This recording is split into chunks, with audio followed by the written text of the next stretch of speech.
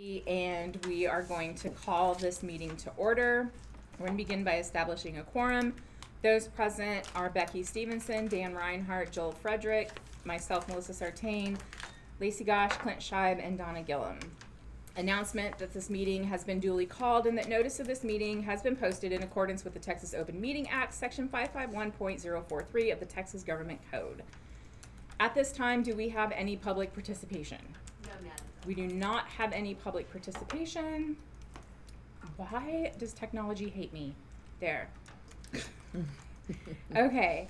And so we're going to go into our action items. 3A, the reserve staffing request. And with that, I'm going to let Dr. Epley take the floor and talk to us about why we're meeting about this necessity. Yes, board members, when we came to you earlier in the year with our staffing request, we mentioned that we were looking at the projected numbers and we were being conservative to not ask for reserves until we knew what was going on with the legislature and what our funding would look like. So now that we are getting our registration in, we have some data that tells us we are growing potentially more than the projection, and we want to be prepared for that. So in looking at requesting additional reserves, Paul and I sat down to look at 5 additional reserves.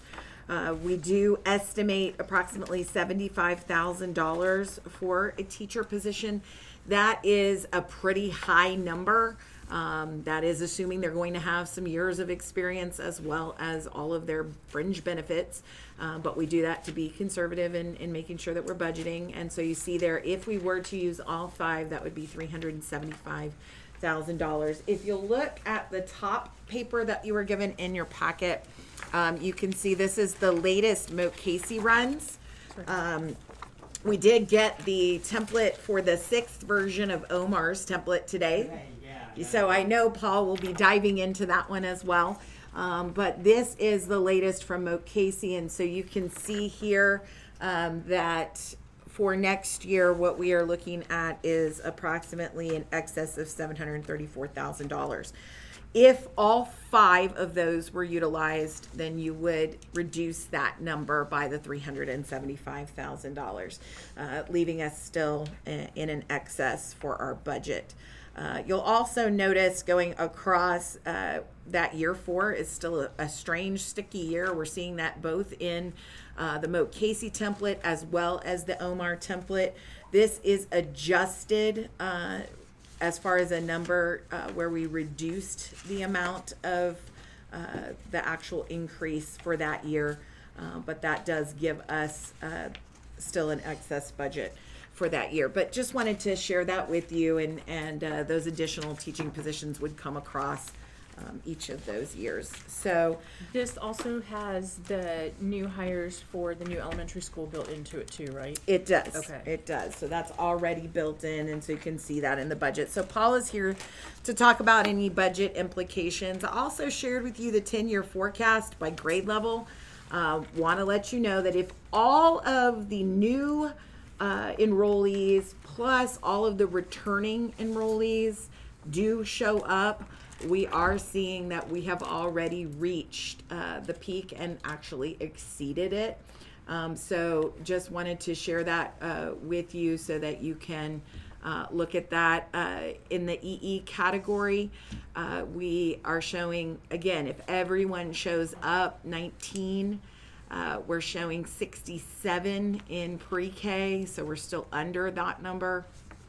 If you look over into first grade, we're at 217. Which one are you on? The orange line that go 24, 25. This page right here. And going into, 25, 26. So you'll see, and then 226 In first grade? in first 217. In second, 226 is what we have. Again, if everyone shows up. In 3rd grade, 255. In 4th grade, 254. And in 5th grade, 235. At this point in time, secondary is not requesting any additional staff. In fact, at this time, no one's requesting additional staff. However, we are looking at plans for what additional staff would do. So the next pages that you have are first transfers. I know this is something that frequently is asked. You know, let's stop the transfers and then we'll have all the room, correct? That's the rumor I hear. Just so that you can see in what we have calculated, we have gone up 5 kids each year in our transfers. We would be actually under our previous number had we not, the new law allows for peace officers and active military to move anywhere they want, and you can see there that that has put us higher. How many staff is that? The returning staff is 88 students, new hires is those are- 15. Okay, sorry. Yeah, so a total staff of 103. So we would have been under without peace officer and active military. But yes, So we only have 2 of those. the 6 peace officer and the 1 active military, yeah. And then we didn't have that broken out in the 2 previous years, but I've asked for that to be done going forward so we can really look at that data and do a deep dive. Have all of our other transfers that are godfathers are gone? Yes. Okay. Last year was our last paid tuition Okay. seniors, so that one is gone. The next sheets you'll see are the colorful one, that's elementary. And so what I have them doing at this point is making some phone calls. The green is registered and verified. The yellow is registered but waiting on paperwork to complete the file. And some of that is residency. And we know that in the past that residency has been a concern. And so we're making sure we're getting that paperwork. Registered in the spring but unable to contact this week. And so we're not counting those as of now until we do get a hold of them. But you can see the estimated totals there.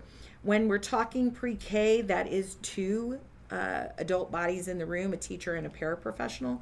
I also asked if we were to get the additional teacher, what that ratio would be and what your availability plan is. When we're talking about the elementary, we are limited in space. Until we have that full conversion and use of the annex, that is limiting our space. However, we can shift, as you can see here, she has a plan to shift over some special education teachers to share, move a dyslexia teacher, and then put art to a cart if we needed to give us another space in another room.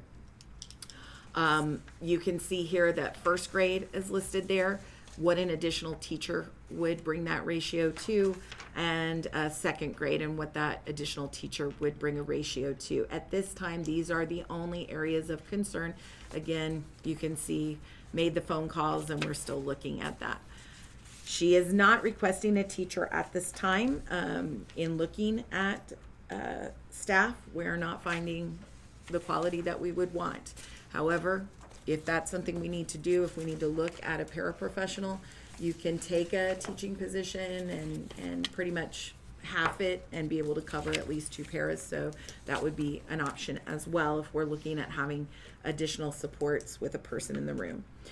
You can see here the intermediate list. This is as of today, and see those totals and the way those classes break down. Right now, 4th grade is an area of concern. We've talked about a 3-way split without bringing a teacher on board, but also what that would look like if we brought a 12th teacher on board. I did want to also share with you, and again, there's not necessarily a correlation, but just wanted to give you some historic perspective on no-shows. So you can see there last year what our no-shows were on that first week back, and how that can shift our numbers. It's why in the industry you'll hear HR people saying, I need to see the whites of your eyes before I give you another teacher, right? But we also know at the lower grade levels that that meeting the teacher and having that teacher and knowing who your teacher is very important. But we also know that a lot of times people will say, someone else can move. I want to keep the teacher that I had if you add that new teacher. And we want to make sure that if we're adding a teacher, we're adding quality. So we also know we're going to continue to grow. So I want to be prepared for that and be smart about it, because truly the growth is happening from the current houses coming in from those younger grade levels. So the request is for the 5 positions. I will not use them unless we have a quality individual and we know that there is a true need. I would, of course, let you guys know as a board where we would be utilizing that, give you a budget update, and then go ahead and, if we have a quality person, go ahead and hire. If we were going to cannibalize one of them as a teaching position into paraprofessionals, I would also let you guys know that and the rationale as to why. And then, of course, keep you posted throughout. Peak with projections is typically between November and February, so we anticipate growth will continue as these houses keep coming online, unless it's the high school. Last year we saw the high school start very strong in September and drop off from there, and we know some of that is due to alternative online programming that the truancy court was offering. So if you have any questions, I'm happy to answer them, or I have Paul here to talk through the budgetary impact as well. Okay, so at this time, if there's any questions or discussion, I'm opening the floor for that.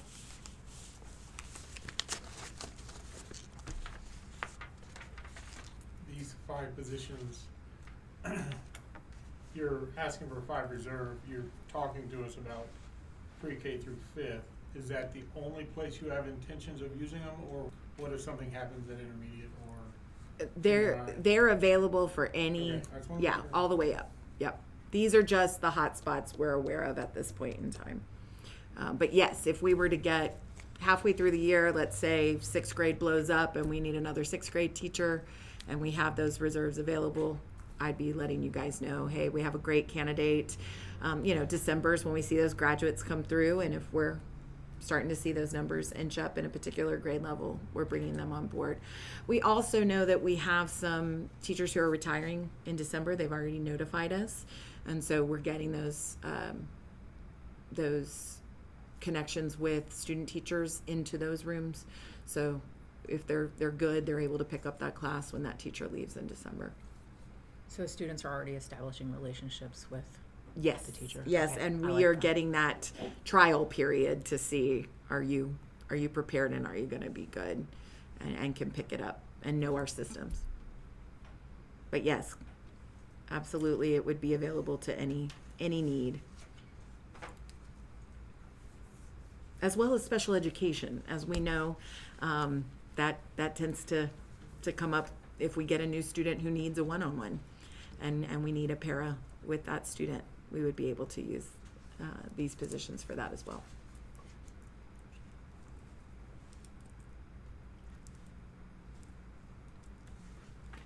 Any questions about any of the presentation or any of the documentation that we have?